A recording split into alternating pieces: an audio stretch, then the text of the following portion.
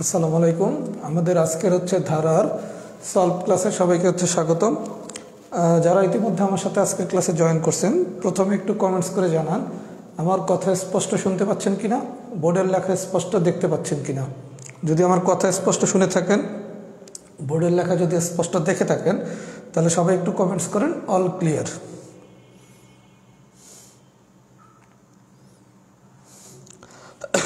সবাইকে ওয়ালাইকুম আসসালাম। সবাই একটু কমেন্টস করে দেন অল ক্লিয়ার কিনা। আচ্ছা, আলহামদুলিল্লাহ আপনারা ধারার চ্যাপ্টারটা মোটামুটি সবাই ভালোভাবেই শিখছেন, কারণ আমি তেমন একটা প্রবলেম দেখি নাই। আমি যেই পোস্টটা করছি ওখানে খুব অল্প সংখ্যক স্টুডেন্টই তার প্রবলেম জানাইছে, তার মানে আশা করা যায় ইনশাল্লাহ সবাই মোটামুটি ধারাটা ভালোভাবে শিখছেন। এবং আরও যেটা আসার জায়গা, যার যেখানে প্রবলেম ছিল কেউ না কেউ সেই প্রবলেমের সমাধানটা দিয়ে দিছে। তার মানে ধরে নিতে পারি আমার শিটটা মোটামুটি আপনারা সবাই পারেন। আচ্ছা, আজকে যেহেতু আমাদের প্রথম সলভ ক্লাস, আমি প্রথম সলভ ক্লাসটা একটু আমার মতো করে নেয়ার পর আমি আপনাদের কাছ থেকে জানতে চাবো যে ভবিষ্যতের সলভ ক্লাসগুলো কি এভাবে হবে নাকি অন্য কোনো মাধ্যমে হবে। আর এই ক্লাসটার নাম আমি সলভ ক্লাস শুধু বলবো না, এই ক্লাসটার নাম রিভিউ ক্লাস। রিভিউ ক্লাস মানে কি, আমরা ধারার যে 4টা ক্লাস পড়ছি সবগুলো ক্লাসেরই একটা সম্পর্ক করে আমি আজকের একটা ক্লাস নেব। আমি একটু আমার মতো করে পড়াই, তারপর আপনাদের কাছ থেকে আমি জানতে চাবো যে এভাবেই পড়ানোটা কি বেটার হবে কিনা। আচ্ছা, প্রথম কথা, ধারা থেকে আমরা 12টা টাইপ শিখছি, আলহামদুলিল্লাহ, খুব ভালো কথা। এখন পরীক্ষায় যদি কোনো প্রশ্ন আসে, এই প্রশ্ন কি আমরা ধরতে পারবো কিনা, কিভাবে ধরবো, এই বিষয়টা নিয়ে আমি একটু আজকে আলোচনা করব। সবাই খুব মনোযোগ সহকারে দেখেন।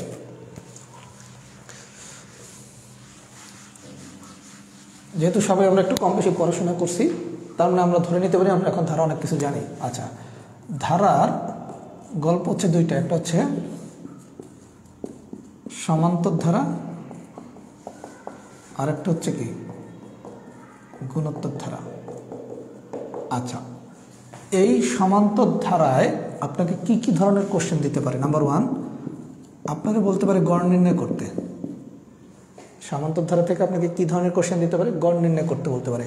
আচ্ছা, আমরা জানি কি শিখছি, গড় নির্ণয়ের ক্ষেত্রে শুধু একটা ফর্মুলা জানলে হবে। ফর্মুলাটা কি, শেষ পদ প্লাস প্রথম পদ ডিভাইডেড বাই 2। তার মানে সমান্তর ধারার ক্ষেত্রে যদি আমাকে কখনো গড় নির্ণয় করতে বলে, আমার সূত্র কি, শেষ পদ প্লাস প্রথম পদ ডিভাইডেড বাই 2। গড় না বললে যদি আমাকে পদ সংখ্যা অবলিক কততম পদ অবলিক কোন পদ নির্ণয় করতে বলে, পদ সংখ্যা বের করতে বলতে পারে, কততম পদ বের করতে বলতে পারে, কোন পদ এটাও বের করতে বলতে পারে। আচ্ছা, যদি আমার পদ সংখ্যা, কততম পদ বা কোন পদ, এই 3টা টার্মের যে কোনো একটা টার্ম দেয়, কোন পদ, কততম পদ অথবা পদ সংখ্যা, 3টার যে কোনো একটা কিছু যদি বের করতে বলে, তখন আমরা সূত্র শিখছি কি, শেষ পদ মাইনাস প্রথম পদ ডিভাইডেড বাই সাধারণ অন্তর প্লাস 1। আচ্ছা, তাহলে আমরা কি শিখলাম, গড় নির্ণয় করতে বললে পারবো, পদ সংখ্যা বের করতে বলুক, কততম পদ বের করতে বলুক, কোন পদ বের করতে বলুক, এই 3টা টার্মের যে কোনো একটা টার্ম, পদ সংখ্যা বলতে পারে, কততম পদ বলতে পারে, কোন পদ বলতে পারে, তখন সূত্রকে শেষ পদ মাইনাস প্রথম পদ ডিভাইডেড বাই সাধারণ অন্তর প্লাস 1। আচ্ছা, এখন আপনারা যেখানে জাতীয় সমস্যায় পড়েন, আমরা একটা 3 নম্বর সূত্র শিখছি, nতম পদ সমান সমান a plus n minus 1 into D. এখানে a মানে কি প্রথম পদ, n মানে পদ সংখ্যা, ডি মানে সাধারণ অন্তর। সবাই একটু মনোযোগ সহকারে আমার কথাটা বোঝার চেষ্টা করেন। এই 2 আর 3 এই দুইটা সূত্র নিয়ে আপনাদের একটু ঝামেলা। যদি আমরা টাইপ 2 বলি, টাইপ 2 আর টাইপ 4, আপনারা অনেকেই বুঝতে পারেন না যে কোশ্চেনটা কি টাইপ 2 এর সাহায্যে করব না টাইপ 4 এর সাহায্যে করব। এটা আমি একটু মনোযোগ সহকারে বলার চেষ্টা করতেছি, সব একটু বুঝে নেন। আচ্ছা, কখন আপনি এটার নাম দিলাম ফর্মুলা 2 আর এটার নাম দিলাম ফর্মুলা 3। প্রশ্ন কখন আপনি পদ সংখ্যা কততম পদ অথবা কোন পদ মানে টাইপ 2 করবেন আর কখন আপনি টাইপ 4 করবেন। বিষয়টা বোঝেন। আপনারে যদি মান বের করতে বলে, মান মানে ভ্যালু, মান বের করতে বললে অঙ্ক করতে হবে টাইপ 4 এর সাহায্যে। টাইপ 4 এর সাহায্যে আপনাকে যদি কখনো মান বের করতে বলে, মান বাড়া মানে কি বলেন তো? দশম পদের মান কত, ষষ্ঠ পদের মান কত, ষষ্ঠ পদের মান এত দেয়া আছে, এই টাইপের যদি কোনো কোশ্চেন দেয় মানে মান মান মান, তখন হচ্ছে টাইপ 4। দ্যাট মিনস হচ্ছে n-তম পদ সমান সমান হচ্ছে a প্লাস n-1 * d। আমি কি বুঝাইতে পারছি? কখনো যদি মান বের করতে বলে তখন হচ্ছে টাইপ 4। আর যদি পদটা, কোন পদটা মানে পদ সংখ্যা চায়, পদ সংখ্যা মানে হচ্ছে কি কততম পদ অথবা কোন পদ, যদি পদ চায় তখন হচ্ছে টাইপ 2। আমি কি বুঝাইতে পারছি? তার মানে টাইপ 4 কখন? টাইপ 4 হচ্ছে যদি আপনাকে মান বের করতে বলে তাহলে হচ্ছে টাইপ 4। আর যদি আপনারা বলে পদ সংখ্যা মানে কোন পদটা বের করতে বলছে, মানে পদটা বের করতে বলছে, তখন হচ্ছে টাইপ 2। আমি কি বুঝাইতে পারছি?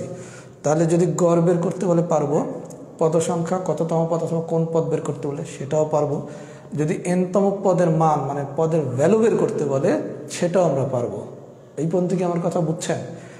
এই পর্যন্ত যদি বুঝে থাকেন, আমি রিভিউ ক্লাসটা এভাবেই কন্টিনিউ করতে চাচ্ছি।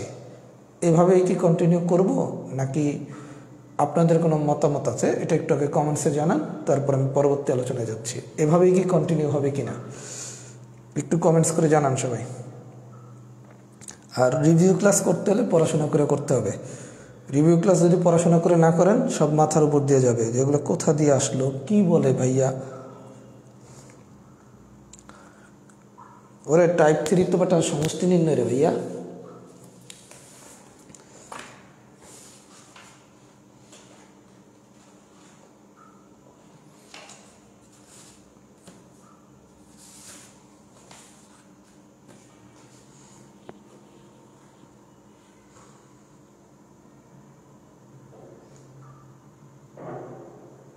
এগুলো লেখার কোনো সুযোগ নাই, এগুলো সব লেখা আছে, কিচ্ছু লিখবেন না, আজকে সব শুনবেন।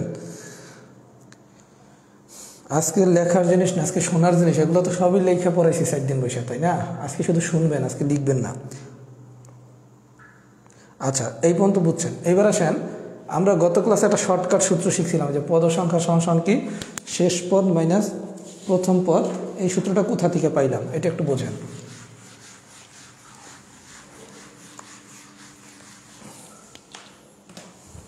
আপনারা জানেন কি n-তম পদ সমান সমান কি a প্লাস n-1 * d। আচ্ছা, এই এর নাম হচ্ছে প্রথম পদ, এই n হচ্ছে পদ সংখ্যা, এই d হচ্ছে সাধারণ অন্তর, আর এই n-তম পদ হচ্ছে শেষ পদ। এই n-তম পদ হচ্ছে শেষ পদ। আচ্ছা, তাহলে এখান থেকে আপনি কি লিখতে পারেন, বা n-তম পদ, n-তম পদ মানে কি আমি বলছি শেষ পদ, তাই না? শেষ পদ সমান সমান কি প্রথম পদ প্লাস পদ সংখ্যা -1 ইন্টু সাধারণ অন্তর, বা এই প্রথম পদের বিয়োগ করে এখানে আনা যায় না? তাহলে কি শেষ পদ মাইনাস প্রথম পদ সমান সমান কি পদ সংখ্যা -1 ইন্টু সাধারণ অন্তর, বা এরা যদি এই পাশে নিয়ে আসেন তাহলে কি পদ সংখ্যা -1 ইন্টু সাধারণ অন্তর সমান সমান কি শেষ পদ মাইনাস প্রথম পদ, বা পদ সংখ্যা -1 সমান সমান কি এটারে কি ভাগ করে দেওয়া যায় না? তাহলে কি শেষ পদ মাইনাস প্রথম পদ ডিভাইডেড বাই সাধারণ অন্তর, বা পদ সংখ্যা সমান সমান শেষ পদ মাইনাস প্রথম পদ ডিভাইডেড বাই সাধারণ অন্তর। এই -1 এই পাশে নিয়ে যাবো +1। তাহলে এই শর্টকাটটা কীভাবে আনছি দেখছেন? এই শর্টকাটটা কিন্তু বেসিক দিয়ে আনা হয়েছে। এই n-তম পদ সমান কি a plus n-1 into d। এই কারণে যে এটা শেষ পদ, দ্যাট মিনস হচ্ছে n-তম পদ, এটা মানে হচ্ছে মান। আমরা আমার কথা কি সবাই বুঝছেন? এই যে আমি শর্টকাট সূত্রটা শিখেছিলাম যে পদ সংখ্যা সমান কি ছিল, শেষ পদ মাইনাস প্রথম পদ ডিভাইডেড বাই সাধারণ অন্তর প্লাস 1। এই শর্টকাট ফর্মুলাটা এই সূত্র দিয়ে আনা হয়েছে, কারণ এইটা শেখার দরকার নেই। আমি দেখিয়ে দিলাম নিয়মটা আমি দেখিয়ে দিলাম যে এই সূত্রটা আমরা কীভাবে পাইছি। আমার কথা কি সবাই বুঝছেন? মানে কোনো কিছুই আমরা হাবিজাবি করে বানাই নাই, সব কিছু এটা লজিক থেকে আনা হয়েছে। আমার কথা কি বুঝতে পারছেন? আচ্ছা, এটা যদি বুঝে থাকেন, এটা জাস্ট দেখানোর জন্য দেখাইলাম, ভবিষ্যতে এগুলো দেখানো হবে না, কারণ এই জিনিস কীভাবে আসছে এটা তো আপনার জানার দরকার নাই। আপনি তো পরীক্ষায় এই লাইন দিয়ে অঙ্ক করবেন, কথা বুঝছেন? আচ্ছা, তাহলে আমরা গড় নির্ণয় বুঝলাম, পদ সংখ্যা নির্ণয় বুঝছি, এনতম পদ বুঝছি। এইবার আমরা শিখব যদি সমান্তর দ্বারা সমষ্টি নির্ণয় করতে বলে। সমান্তর ধারার সমষ্টি। আচ্ছা, সমান্তর দ্বারা যদি কখনো সমষ্টি বের করতে বলে তখন আপনাকে দুইটা জিনিস দেখতে হবে। এক, শেষ পদ দেয়া আছে,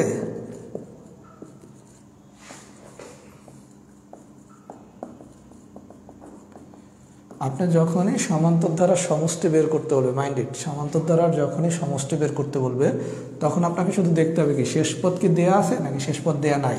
যদি শেষ পদ দেয়া থাকে, শেষ পদ যদি দেয়া থাকে তখন সমষ্টি বের করার সূত্র হচ্ছে গড় ইন্টু, এগুলো কিচ্ছু লেখা লাগবে না ভাই, এগুলো সব আপনাদের আমি লেখা পড়াইছি 4 দিন বসে। আজকে শুধু আলোচনাগুলো শোনেন, মাথার সাথে একটু রিলেট করে নেন, তাইলেই হবে। শেষ পদ দেওয়া থাকলে আমরা সমষ্টি বের করার সূত্র শিখছি কি, সমষ্টি সমান কি গড় ইন্টু পদ সংখ্যা। তারপর গড় মানে কি শেষ পদ প্লাস প্রথম পদ ডিভাইডেড বাই 2, পদ সংখ্যা মানে কি শেষ পদ মাইনাস প্রথম পদ ডিভাইডেড বাই সাধারণ অন্তর প্লাস 1। এটা নিয়ে আর কথা বলার কোনো দরকার নেই। আর যদি শেষ পদ দেওয়া না থাকে তখন সমষ্টি বের করার সূত্র শিখছি কি n/2 ইন্টু টুয়াইজ এ প্লাস n-1 ইন্টু ডি। তার মানে আপনার যদি সমান্তর ধারার কখনো সমষ্টি দেয়, দেখবেন শেষ পদ কি আছে নাকি নাই। যদি থাকে তাহলে এই সূত্র, যদি না থাকে তাহলে এই সূত্র। আমার কথা কি সবাই বুঝছেন? তাহলে আমরা সমান্তর ধারার গড় বের করা পারবো, পদ সংখ্যা বের করা পারবো, সমষ্টি বের করা পারবো। সমষ্টিতে কি শেষ পদ দেয়া থাকলে কি হবে, দেয়া না থাকলে কি হবে। আমার কথা কি বোঝা গেছে? আর এনতম পদ শিখলাম, কথা বুঝছেন? আরেকটু জিনিস শিখতে হবে, এটা খুব ইম্পর্টেন্ট আলোচনা। সবাই একটু মনোযোগ সহকারে দেখেন, আমি দুটো এক্সাম্পল করাই আপনাদের। আমি টাইপ 6-এ কী শিখেছিলাম? টাইপ 6-এ আমি শিখেছিলাম n সংখ্যক স্বাভাবিক সংখ্যার সমষ্টি। তখন কি ছিল 1 + 2 + 3 এই ছিল, তাই না? তারপর হচ্ছে n সংখ্যক স্বাভাবিক সংখ্যার বর্গের সমষ্টি, তারপর হচ্ছে n সংখ্যক স্বাভাবিক সংখ্যার ঘনের সমষ্টি, এই ছিল না? একটু মনোযোগ সহকারে দেখেন, এটা খুব ইম্পর্টেন্ট আলোচনা। আপনাকে আমি একটা কোশ্চেন দিলাম,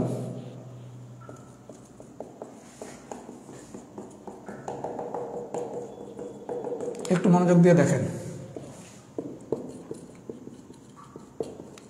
আচ্ছা, আপনাদের আমি যদি কোশ্চেনটা এরকম দিতাম 1² + 2² + 3² + 15² = what?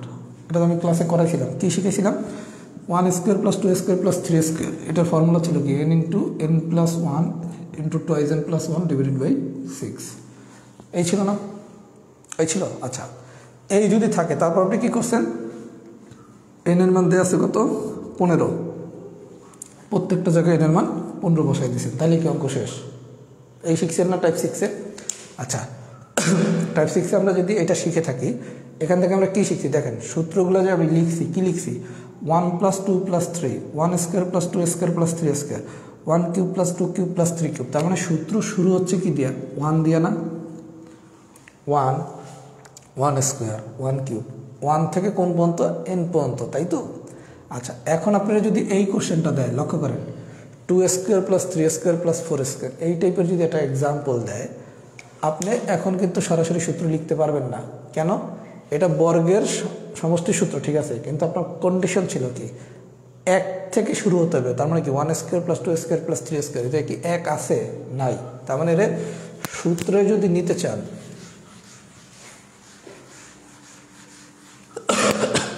এর সূত্রে যদি নিতে চান তাহলে কী হবে, 1² + 2² + 3², এই সূত্রে পড়ছে। আপনার 1 দিয়ে শুরু করতে হবে। যদি কোশ্চেনটা এরকম হইতো 3² + 4², তখন নিতে হইতো কি 1² + 2² + 3²। আমার কথা কি বুঝছেন? তার মানে কোশ্চেন শুরু করতে হবে কি দিয়া 1 থেকে। তাহলে যদি 3 স্কোয়ার দেওয়া থাকতো তাহলে সিরিজটা বানাইতে তো কি 1 square plus 2 square plus 3 square এভাবে। আচ্ছা, তাহলে 1 square plus 2 square plus 3 square plus 15 square এই পর্যন্ত ঠিক আছে। আপনি অতিরিক্ত কতটুকু নিছেন 1 স্কোয়ার, তাহলে বিয়োগ করতে হবে কি 1 স্কোয়ার। অতিরিক্ত কি 1 স্কোয়ার নিছেন না, তাহলে বিয়োগ করতে হবে কি 1 স্কোয়ার। এখন এতটুকুর সূত্র কি n into n plus 1 twice n plus 1 divided by 6। n এর মান হচ্ছে 15 মাইনাস 1। আমার কথা কি বুঝছেন? আর এই অঙ্কটাতে অতিরিক্ত নিছেন কি 1 স্কোয়ার প্লাস 2 স্কোয়ার, তার মানে মাইনাস 1 স্কোয়ার প্লাস 2 স্কোয়ার। আমার কথা কি বুঝাইতে পারছি? তার মানে আপনার সূত্র শুরু হতে হবে 1 থেকে। এখন আপনি অতিরিক্ত যতটুকু নেবেন মাইনাস করে অতটুকু বিয়োগ করে দিতে হবে। এবার এতটুকু মানে কি n into n plus 1 into twice n plus 1 divided by 6 minus এতটুকু মানে কি 1 স্কোয়ার মানে 1, 2 স্কোয়ার মানে 4, দ্যাট মিনস হচ্ছে 5। আমি কি এই বন্ধু বুঝাইতে পারছি? এই ম্যাথটা কি বুঝছেন? যদি বুঝে থাকেন লেখেন তো এক্সাম্পল ডান। এটার গল্প কি বুঝছেন? তার মানে আপনাকে যদি এরকম কোশ্চেন দেয় 3 cube plus 4 cube plus 5 cube up to 10 cube, তার মানে কি আপনার সূত্র কি 1 cube plus 2 cube plus 3 cube up to 10 cube. তাহলে আপনি অতিরিক্ত নিছেন কতটুকু 1 কিউব প্লাস 2 কিউব। আমি কি বুঝাতে পারছি? যদি এই ধরনের কোনো কোশ্চেন আসে তাহলেও কি পারা যাবে?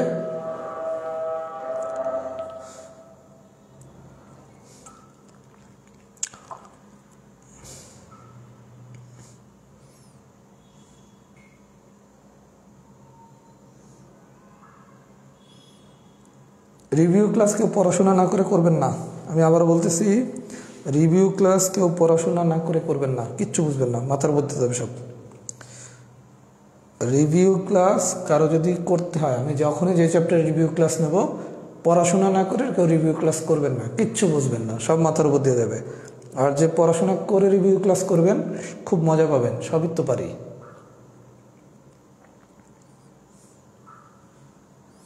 আর আরেকটু বলে দিই, আমাদের রিভিউ ক্লাস যেগুলা, আমাদের তো মূল ক্লাস হবে কত শনি সোম বুধ রাত 10টায়, শনি সোম বুধ রাত 10টায়। যেহেতু আমাদের হচ্ছে বিসিএস প্রিলির একটা ডেট ডিক্লেয়ার করে দিছে মে মাসের 27, আমরা মে মাসের 27 তারিখ পিলি হবে এই বেজ ধরেই আগাবো। কথা কি বুঝতে পারছেন? এর জন্য আমাদের ভবিষ্যতের রিভিউ ক্লাসগুলা শনি সোম বুধ রাত 10টায় না, অন্য কোনো সময় হতে পারে। কারণ আপনাদের যদি আমি রিভিউ ক্লাস মানে কি অতিরিক্ত ক্লাস, এই অতিরিক্ত ক্লাসগুলো যদি শনি সোম বুধে নিয়েই, তাহলে আমাদের সিলেবাসটা কিন্তু প্রপারলি শেষ করা যাবে না। এর জন্য আমরা মেইন ক্লাসগুলো শনি সোম বুধ রাত 10টায় করবো। মেইন যতগুলো ক্লাস আছে মানে মূল class, logarithm part 1 part 2 part 3 এরকম। আর এগুলো হচ্ছে এক্সট্রা ক্লাস মানে বোনাস ক্লাস। এই বোনাস ক্লাসগুলো আমি হচ্ছে আমার মতো করে একটা সুবিধাজনক সময় নেব, যাতে এই ক্লাসটা আপনি করতে পারেন। এটা হচ্ছে অতিরিক্ত আপনি যা শিখছেন আরেকবার একটু ঝালাই করা। কথা কি বুঝতে পারছেন? এর জন্য এটা আপনার মূল টাইমে নেব না, কারণ পরীক্ষা তো মে মাসের 27 তারিখ। এর জন্য আমরা চাচ্ছি সবগুলো চ্যাপ্টারের উপর ইয়ে করা। এটা তো সূত্রের 6, এটা তো সূত্র। আচ্ছা, এই পর্যন্ত যদি হয়ে থাকে, এইবারে সেন যদি এই প্যাটার্নের আরেকটা কোশ্চেন দেয়,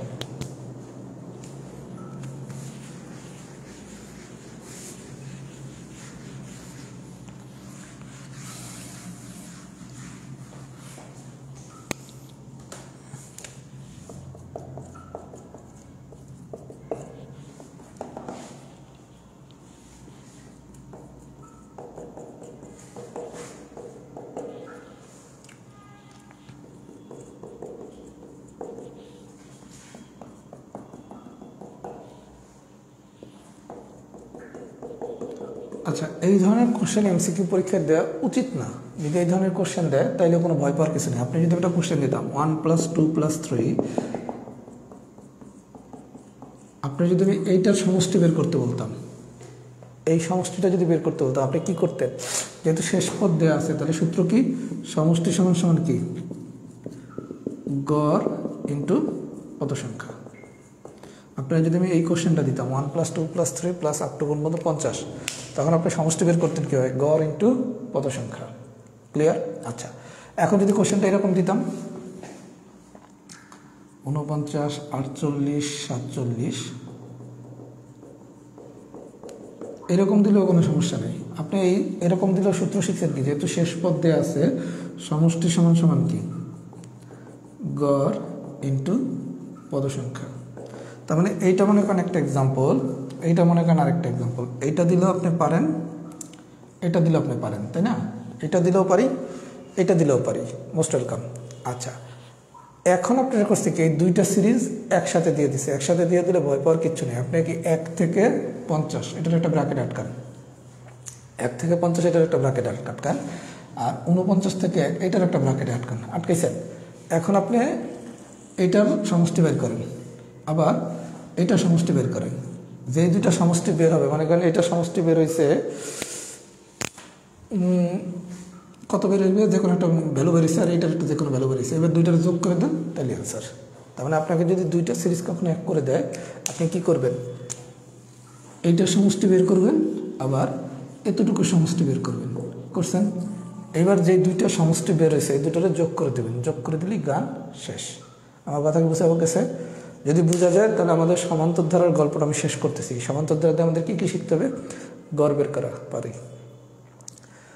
তারপর হচ্ছে পদ সংখ্যা বের করা পারি, এনতম পদ বের করা পারি, সমষ্টি বের করা, সমষ্টি আবার দুইভাবে বের করবে, একটা হচ্ছে শেষ পদ দেওয়া থাকলে, একটা হচ্ছে শেষ পদ দেওয়া না থাকলে, আর হচ্ছে কি এন সংখ্যক স্বাভাবিক সংখ্যার সমষ্টি, বর্গের সমষ্টি, গণের সমষ্টি, এই সূত্রগুলোর ম্যাথ। আরেকটা আছে লগ ভিত্তিক, ওইটা হচ্ছে আপনাদের এন সংখ্যক স্বাভাবিক সংখ্যার ওই সমষ্টির কনসেপ্ট দিয়ে আমরা করাইছি। আমার কথা কি বুঝছেন? এই আলোচনাগুলো যদি পারেন, ইনশাল্লাহ সমান্তর ধারার কোশ্চেনটা পারা যাবে। যদি এই পর্যন্ত বুঝে থাকেন, সবাই একটু কমেন্টস করেন সমান্তর ধারা ডান। সবাই একটু কমেন্টস করেন সমান্তর ধারা ডান। এরপর আমরা যাবো গুণোত্তর ধারায়।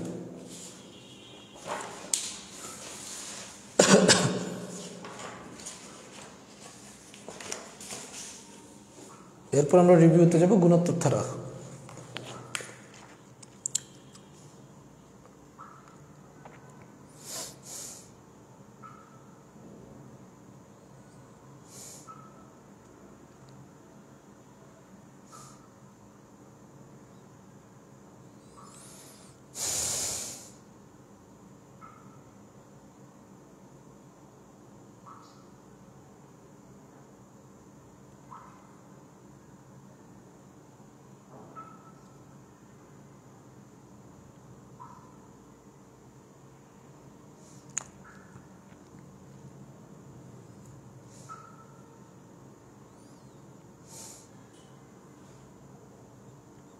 আমি আবারও রিপিট করতেছি, রিভিউ ক্লাস যারা করতে চান অবশ্যই পড়াশোনা করে করতে হবে। ওই অধ্যায়ে যদি আপনি পড়াশোনা না করেন, রিভিউ ক্লাস কিন্তু কিছুই বুঝবেন না। আমার কথা বুঝছেন? আর রিভিউ ক্লাস আমি তাদের জন্য নিচ্ছি যারা আমাদের পড়াশোনা করছে। সামেশন বের করে কী করবেন? মনে করেন এটার মান বেড়েছে 10, এটার মান বেড়েছে 20, তাহলে 10 আর 20 যোগ করলে কত? 30। কারণ মাঝখানে কি যোগ না? একজন যে কোশ্চেন করছেন, এটা দুইটা সামেশন বের করে কী করবেন? এটার মান বের করে মনে করেন বেড়েছে 10 সমষ্টি, এটা সমষ্টি বেড়েছে 20, তাহলে 10 + 20 মানে 30, কারণ মাঝখানে কি যোগ দেওয়া আছে। আচ্ছা, সমান্তর ধারা যদি বুঝে থাকেন, এবার আসেন গুণোত্তর ধারা। 2, 5, 7, 8 এই ধারার অষ্টম পদ কত? এই যে একজন একটা কোশ্চেন করছেন, এগুলো হচ্ছে মানসিক দক্ষতায় পড়াবে, এগুলো হচ্ছে বিশেষ ধরনের ধারা। এই যে তৃষা আপু, আপনি যে কোশ্চেনগুলো করছেন এগুলো হচ্ছে বিশেষ ধরনের ধারা, এগুলো হচ্ছে মানসিক দক্ষতার আলোচনা, এটা ম্যাথের আলোচনা না। বিশেষ ধরনের ধারার যে কোশ্চেনগুলো, এগুলো মানসিক দক্ষতায় পড়ানো হবে। আর আমি এবার ইনশাল্লাহ মানসিক দক্ষতাও পড়াবো। মানসিক দক্ষতার ব্যাচ হয়তো বা ফেব্রুয়ারি মাস থেকে ইনশাল্লাহ শুরু হবে। আমরা একটু ম্যাথটা মোটামুটি আগাই, ম্যাথটা একটু আগানোর পর আল্লাহ যদি বাঁচায় ফেব্রুয়ারি মাস থেকে মানসিক দক্ষতা শুরু হবে। মানসিক দক্ষতা পড়াতে খুব বেশি সময় লাগবে না, ওই বিশেষ ধারাগুলো মানসিক দক্ষতার আলোচনা। আচ্ছা, এবার আসেন গুণোত্তর ধারা।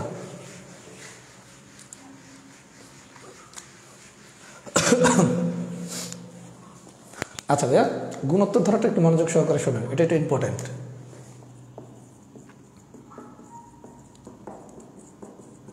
আচ্ছা, গুণোত্তর ধারার প্রথমে আমরা শিখবো সমষ্টি। এটা তো আমরা জানি, সমষ্টি আবার দুই রকম, একটা হচ্ছে অসীম, অসীম গুণোত্তর ধারা সমষ্টি, আর একটা হচ্ছে সসীম গুণোত্তর ধারা সমষ্টি। অসীম আর হচ্ছে সসীম। আচ্ছা, অসীম গুণোত্তর ধারা সমষ্টি কি? a/1 - r। আচ্ছা, আর এর একটা কন্ডিশন আছে, -1 r <1 এবং r ≠ = 1। আর সসীম গুণোত্তর দ্বারা আবার সমষ্টি সূত্র দুইটা, a × r⁻n - 1 / r-1।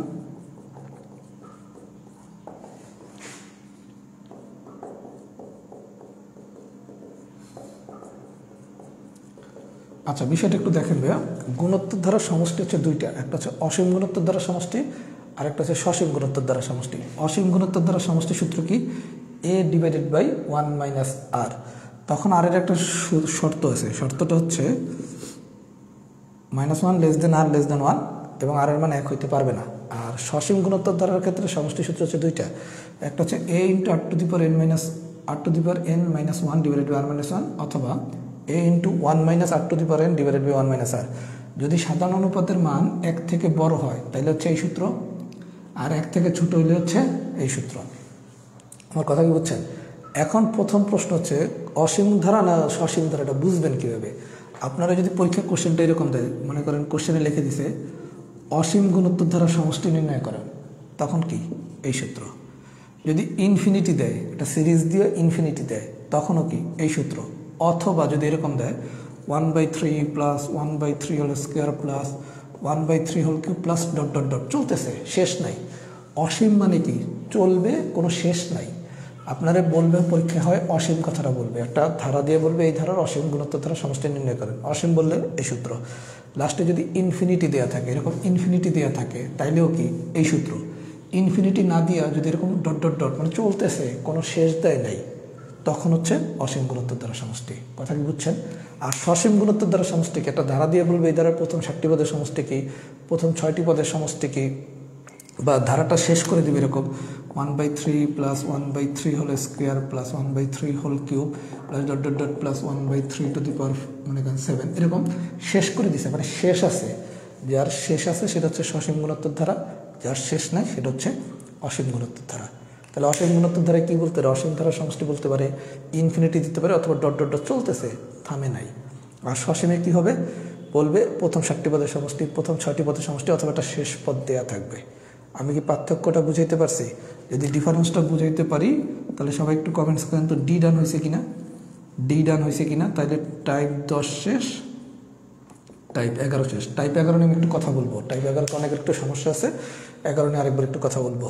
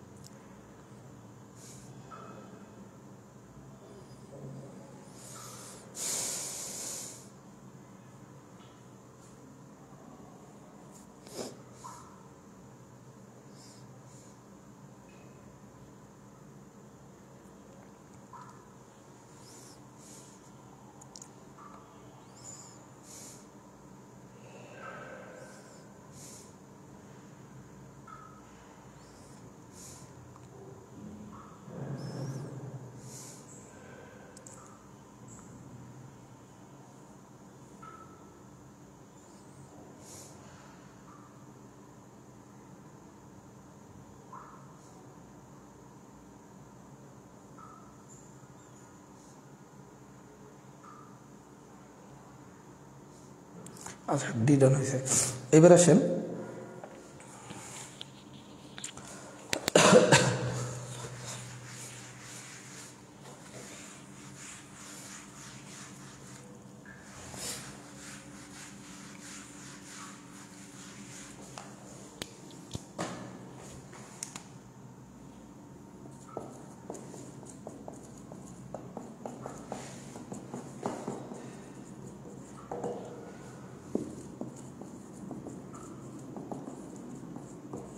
আচ্ছা, গুণোত্তর ধারার ক্ষেত্রে যদি বলা হয় এনতম পদ, এনতম পদের সূত্র কি? a into r to the power n minus 1।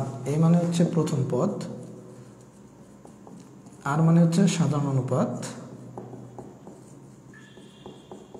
R n মানে হচ্ছে পদ সংখ্যা। আচ্ছা, আপনারা যদি বলা হয় ষষ্ঠ পদ, ষষ্ঠ পদ, আচ্ছা এই ষষ্ঠ পদ দিয়ে দুইটা জিনিস বলতে পারে, একটা হচ্ছে সমান্তর ধারা, আরেকটা বলতে পারে গুণোত্তর ধারা। আমরা জানি কি সমান্তর ধারার ক্ষেত্রে এনতম পদ কি? a plus n minus 1 into D. আচ্ছা, তখন আমরা কি শিখেছি? এক কম, তার মানে কি a প্লাস 5d। আর গুণোত্তর ধারার সময় কী হবে? a আর টু দি পাওয়ার আর এর পাওয়ার এক কম, তার মানে কি a আর টু দি পাওয়ার 4। ষষ্ঠ পদ না বললে যদি বলা হয় দশম পদ, তখন কি a প্লাস 9d, আর এই জায়গায় কি a আর টু দি পাওয়ার 9। তার মানে সমান্তর ধারার সময় যতগুলো পদ দেওয়া থাকবে ডি এর সহগ, এটা হচ্ছে ডি এর সহগ, সহগ হবে এক কম, আর গুণোত্তর ধারার সময় আর এর পাওয়ার হবে 1 কম, মানে যতগুলো পদ দেওয়া থাকবে, যদি ষষ্ঠ পদ বলে তাহলে ডি এর জায়গায় হবে 5, আর এর পাওয়ার হবে 5। আচ্ছা, যদি বলা হয় দশম পদ তাহলে 9 এর সহগ হবে, 10 এর সহগ হবে, সরি ডি এর সহগ হবে 9, আর এর পাওয়ার হবে 9। তার মানে হচ্ছে গুণোত্তর বা সমান্তর ধারার ক্ষেত্রে যদি এনতম পদ বলে, যততম পদ বলবে তার থেকে 1 কম হবে, হয় আর এর পাওয়ার নাহলে হচ্ছে ডি এর সহগ। আমি কি বুঝাইতে পারছি? এতটুকু যদি বুঝে থাকেন তাহলে গুণোত্তর ধারে আটকানোর কোনো সুযোগ নাই, গুণোত্তর ধারে আটকানোর কোনো সুযোগ নাই। এইবার আসেন মূল ঝামেলা, একটু ঝামেলার আলোচনাতে আসি, তার আগে আরেকটু কথা বলে নাই। প্রথম কথা হচ্ছে, আমি একটা ভগ্নাংশের ক্লাস হচ্ছে গ্রুপে পোস্ট করছি, এই ক্লাসটা সবাই একটু করে নেবেন। করে নিলে আপনি এই ধরনের ভগ্নাংশ মুখে মুখে কীভাবে বের করে, এগুলো মুখে মুখে কীভাবে বের করে, এই 3টা টাইপের ভগ্নাংশ, এই 3টা টাইপের ভগ্নাংশ মুখে মুখে কীভাবে বের করে এটা আমি ক্যালকুলেশনে দেখাই দিছি, এটা শিখবেন।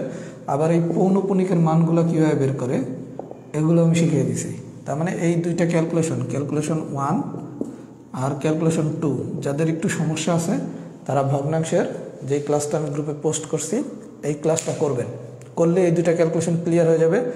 এই ক্যালকুলেশনটা আপনার ম্যাথমেটিক্সে অনেক জায়গায় লাগবে, সময় বেঁচে যাবে। এই জিনিসটাও শিখতে হবে, এটাও শিখে ফেলবেন। কথা কি বুঝছেন? এই ক্যালকুলেশনের ভেজাল শেষ। আর একটা বিশেষ কিছু ধারা আছে যেগুলো আপনারা পারেন না, এগুলো ধারার আলোচনা নয়, এগুলো হচ্ছে মানসিক ধারা, মানসিক দক্ষতার আলোচনা, সেগুলো মানসিক দক্ষতায় পড়ানো হবে। কথা কি বুঝছেন? মানে সমান্তর ধারাও না, গুণোত্তর ধারাও না, বিশেষ ধরনের ধারা, এটা নিয়ে আমরা ম্যাথ ক্লাসে আলোচনা করব না। এবার একটু আসেন টাইপ 11 নিয়ে অনেকে ঝামেলায় পড়ছেন, এই ঝামেলাটা আমি একটু সুন্দর করে সবাই বুঝিয়ে দিই। আপনারা মনে করেন কোনো একটা কিছু দিছে 2n+1, অথবা দিছে 2n+2, অথবা দিছে 2n+5। আচ্ছা, বিষয়টা দেখেন, এই 2n হচ্ছে জোর, 2n হচ্ছে জোর। কীভাবে জোর বুঝছেন?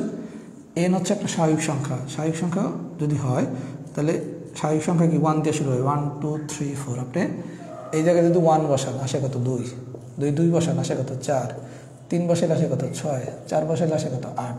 তার মানে আপনি স্বাভাবিক সংখ্যা n যদি একটা স্বাভাবিক সংখ্যা হয়, n এর মান যাই বসান না কেন 2n কি সর্বদা জোর, তাহলে এইটা হচ্ছে আমার সর্বদা জোর।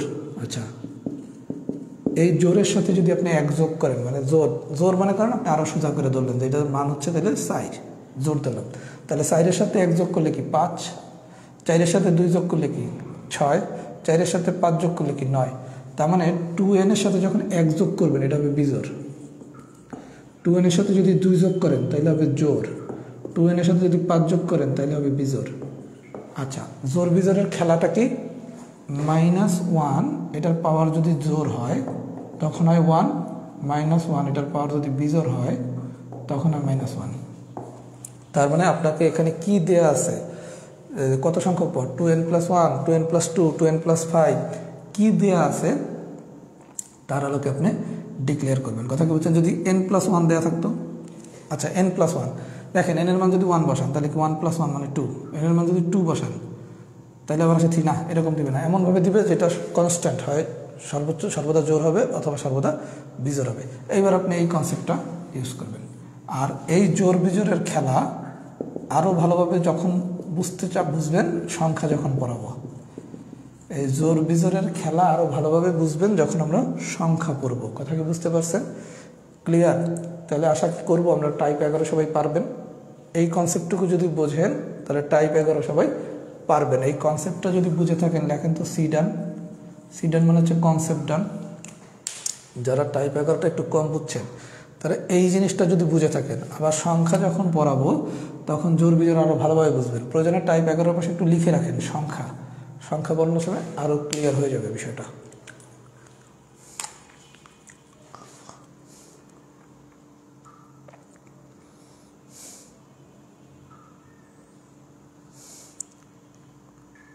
একটা কোশ্চেনের অ্যান্সার কারেকশন করেন। বিসিএস এর কোশ্চেন নাম্বার 8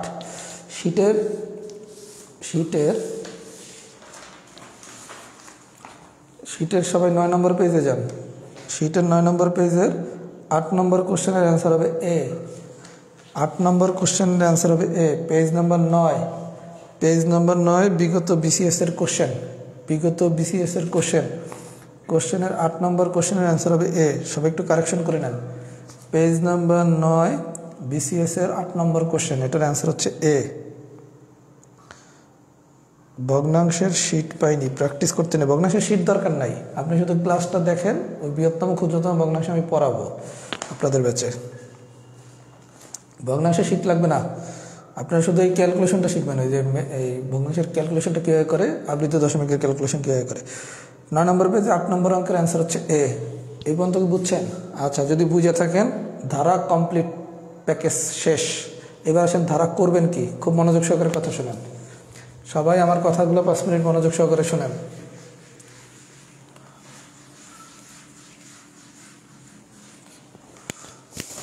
ধারা আল্লাহ বাঁচায় রাখলে আমাদের 1 মার্কের প্রিপারেশন শেষ, 1 কমপ্লিট। একজন আমার কোশ্চেন করছে, ভাইয়া সিলেবাস কবে শেষ হবে? পরীক্ষা 6 মাস পর, ডিসেম্বর, জানুয়ারি, ফেব্রুয়ারি, মার্চ, এপ্রিল, মে। যদি 27শে মে সম্ভাব্য তারিখ, ওটা কিন্তু ফিক্সড তারিখ না, সম্ভাব্য। আমরা ধরে নিলাম 27শে মে পরীক্ষা, 27শে মে পরীক্ষা, তাই না? এটা ধরে নিচ্ছি 27শে মে পরীক্ষা। আচ্ছা, 27শে মের আগে আমাদের টার্গেট কি? 15 মার্ক শেষ করা, তাই না? আচ্ছা, আমাদের কিন্তু অলরেডি 1 মার্ক শেষ।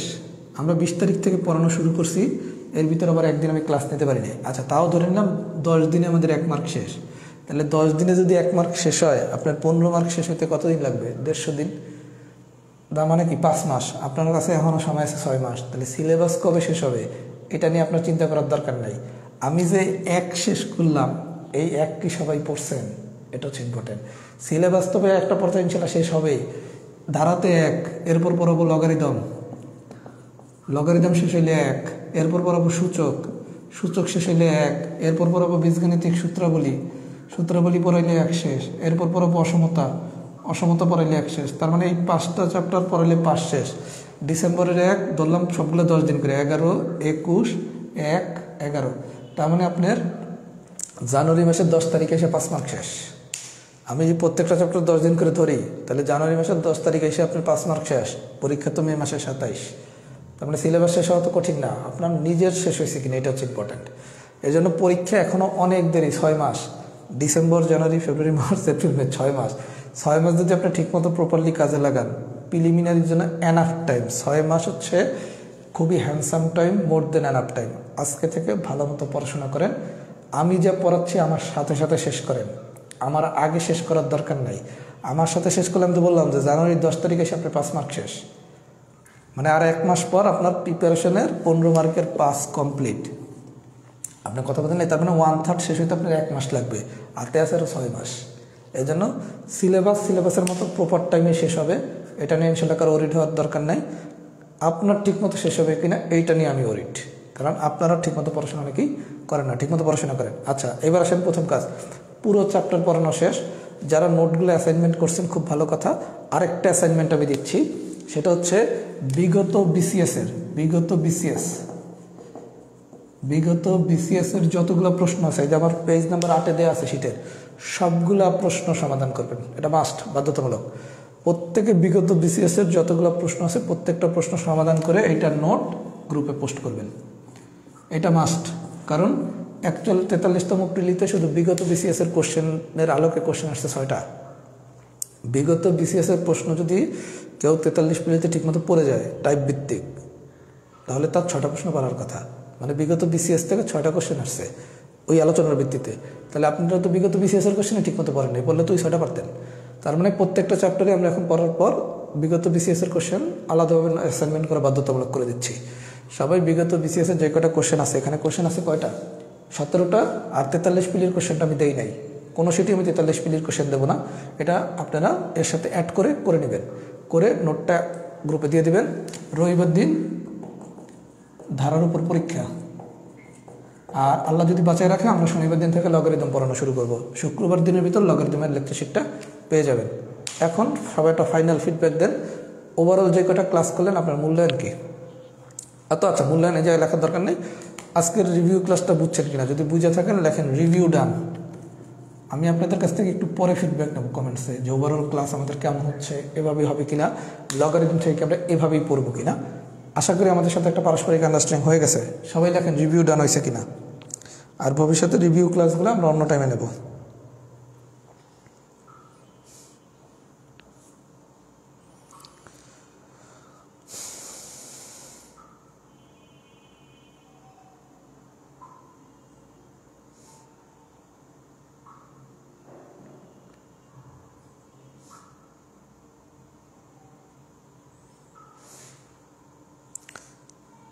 ভাই আমার সাথে সাথে এখন আমার থেকে অ্যাডভান্স হওয়া লাগবে না, 1 মার্ক কিন্তু পড়ানো শেষ।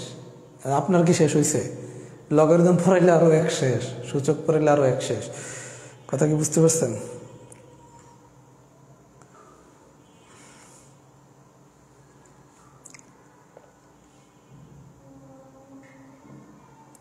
আর সবাই পরস্পরকে সহযোগিতা করবেন। আপনাদের ইনশাল্লাহ সহযোগিতাটা আমার ভালো লাগছে। কেউ কোনো কিছু না পারলে গ্রুপে পোস্ট করবেন, একজন আরেকজনকে হেল্প করবেন আজকের মতো। নোট তো সবারটা অ্যাপ্রুভ করি। অমিত চক্রবর্তী ভাই, আমি নোট সবারটা অ্যাপ্রুভ করি। আপনার হয়তো বা, আমার তো আসলে অনেকগুলো গ্রুপ, রিটেনের একটা গ্রুপ, পিলির একটা গ্রুপ, প্রাইমারি ব্যাচের একটা গ্রুপ, মিস্টেক হতে পারে। আমি বলতেছি না আমার যে মিস্টেক হয়, আপনি আমার নোটটা দিন, আমি পোস্ট অ্যাপ্রুভ করে দেবো। আমি সবাই নোট অ্যাপ্রুভ করি।